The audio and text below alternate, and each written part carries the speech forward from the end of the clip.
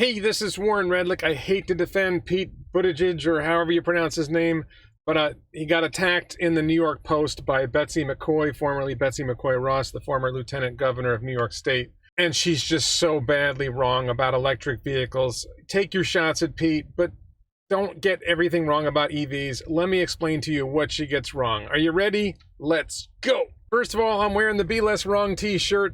If you like what I'm doing here, if you like this stuff, check out the Be Less Wrong shirt.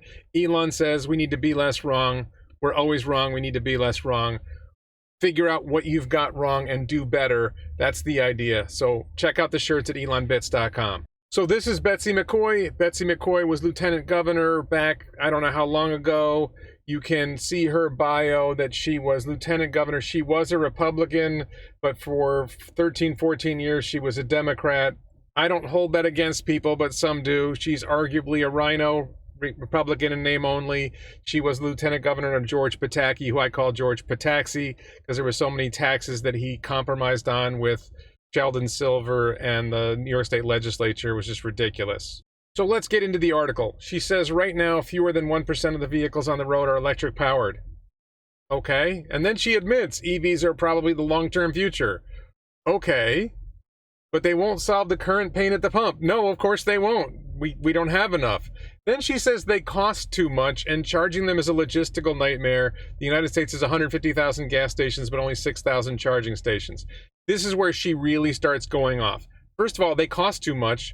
The Tesla Model 3 costs about the same as the average new car in America. We're going to see more about this down below. But charging, every home has a charging station. Every commercial establishment has a charging station. You can plug in anywhere with, that's only 1 kilowatt. And it's not that hard to upgrade your home to have a 10 or 12 kilowatt charging outlet. Certainly 8 kilowatts, 32 amps, 240 volts. Hopefully you can get 48 amps and 240 volts, and you can get up to 12 kilowatts, which means you can charge fairly quickly. So here she gets down to the average new EV costs about $66,000. Okay, the average new car in America costs about $50,000. What's the big deal? The average new EV is a little more expensive, but their operating cost is significantly lower, and they last longer. Teslas are going to last 250,000, 500,000 miles. The average gas car only lasts 150,000 miles. So you're paying a little bit more for getting a lot more. Not to mention the acceleration's better. The cost of the electricity is a lot lower than the cost of the gas. There's all kinds of advantages. And then she says this. She points out that the Kia EV6 is one of the lowest priced EVs in America. Keep in mind that the Chevy Bolt EUV is around $33,000, so she's playing games here. But she says that's $41,000, and that's more than most people can afford. The average new car sold in America today is closer to $50,000. This car, this Kia EV6, which I think is a pretty decent EV, not as good as a Tesla, of course, but it's a pretty good EV. But she says even that's more than most people can afford. But it's lower than the average new car price in America. What are you talking about? And then she says 3/4 of Americans who needed a car buy a used one, paying around $27,000 for it. So what? They're not selling used EVs. You're comparing apples to dead apples. You're comparing apples to old apples. What are you doing? This is a nonsense comparison. Go out 5-10 years and older EVs will probably sell for less than newer EVs. Right now, there's such a shortage of vehicles that used EVs are often selling for more than new EVs. But this is just a nonsense criticism. This is it's the stupidity of people who criticize electric vehicles and criticize Tesla that they miss. They make these ridiculous claims. It's just so annoying. This is what this article just got me upset. She said, EVs are for big spenders. A staggering 78% of EV buyers, according to AAA, own other cars. They're in the income bracket to afford multiple cars. What percentage of American homes have more than one car? Well, how dumb is this? Maybe I'm out of the loop here, but it seems to me that most families I know are 2-car families. I don't know what she's talking about. Single people? That it's rare for single people to own more than one car? I don't know what she's talking about. This is America. It's very common for people to own multiple cars. She's so out of touch with modern America that she thinks it's odd for people to own more than one car. It's just dumb. And then she says they drive the EV short distances but fall back on their gas-powered car for long-distance driving. I've driven across the country, back and forth, in this car, in this Model X, no problem. I do agree that gasoline cars are a little quicker going across the country, going on really long road trips, because it is true that supercharging stops take a little bit longer than gassing up. But if you take advantage of the supercharging stop to go to the bathroom and buy something to eat, or buy something to drink or whatever, most supercharging stops, it really doesn't make a difference. I've had times when I've charged, I plug in to charge, I go to the bathroom, I go out and look around the store to buy something and realize, oh my God, it's done. It can be very, very fast. So she says, lucky for them, she says, EV owners have to cool their heels for a minimum of 15 minutes to put a couple hundred miles on the vehicle, even at the fastest Tesla supercharger. So what? And then she says that is if you can find a charging station. They are nearly non-existent in rural America. Now, I happen to be in a spot in Sebring, Lake Placid, Florida area where there is a black hole of supercharging. There are free chargers at a couple of places, but supercharger, minimum distance to a supercharger from here is about 30 miles.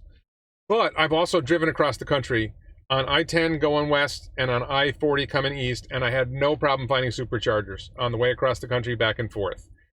Pretty much Tesla has solved this problem, and Betsy McCaughey is just out of the loop, or loopy. Then she says, even charging at home can be a problem. Really?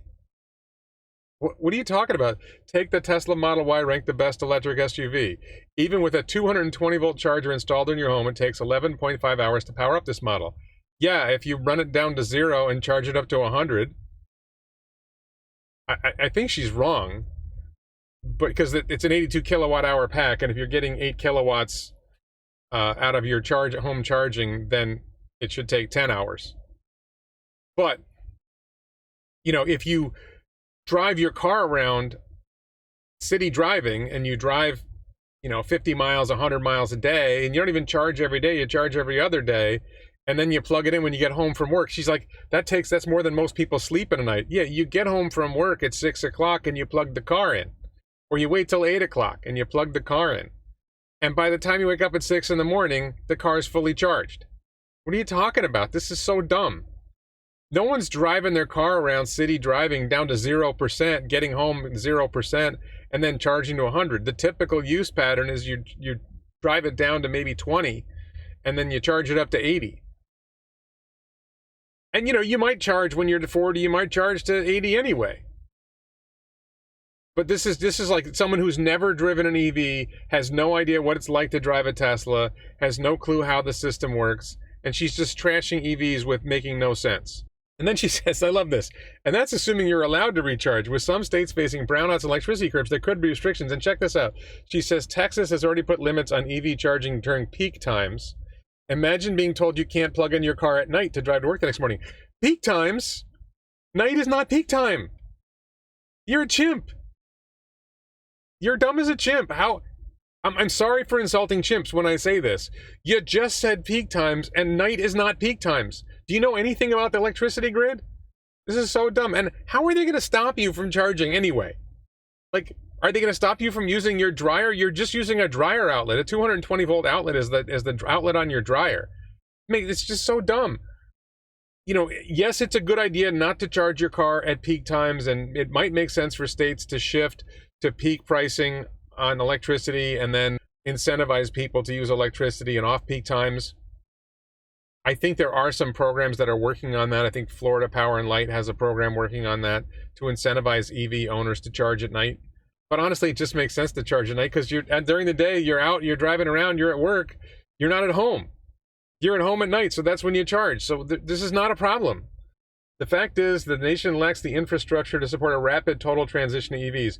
This is more of the stupidity, and many states lack the electricity generation as well. This is more of the stupidity. No one is expecting a rapid total transition to EVs. It's not possible. We don't have the battery materials. We don't have the battery cells. We don't have the chips. Tesla is ramping up their production, and Tesla's the leading producer of EVs in America and the world. And Tesla might produce 1.5 million vehicles this year. Total market for vehicles in the world is 75 million plus, and maybe 90 million. So at its best, Tesla might be able to produce 2-3% of what the market demands right now. And they're ramping, and in a couple of years, they'll be up to maybe 5 million vehicles a year. That's still well short of the 75 million a year of vehicles that are being produced. It's going to take a while before we produce enough EVs to shift us off of fossil fuels completely. And then it's going to take another 10 years for all the existing fossil fuel vehicles to age out, 10 or more years.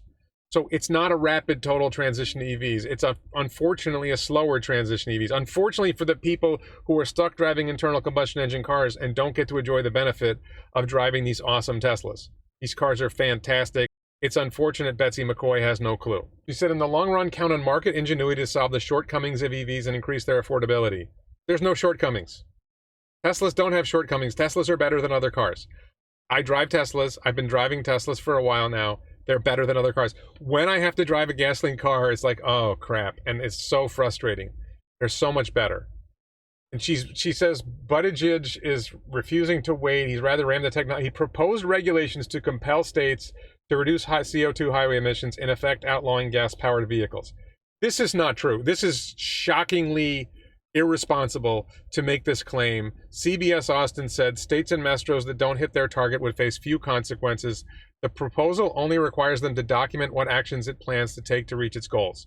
This is not banning internal combustion engine cars. You can't ban internal combustion engine cars. We don't have enough EVs yet. No one's producing enough EVs. We don't have enough batteries to support the EVs. There's so much that needs to be done to get to the point to where we can. And it's not about banning internal combustion engine cars. It's about making EVs so much better that no one's going to want a gasoline car.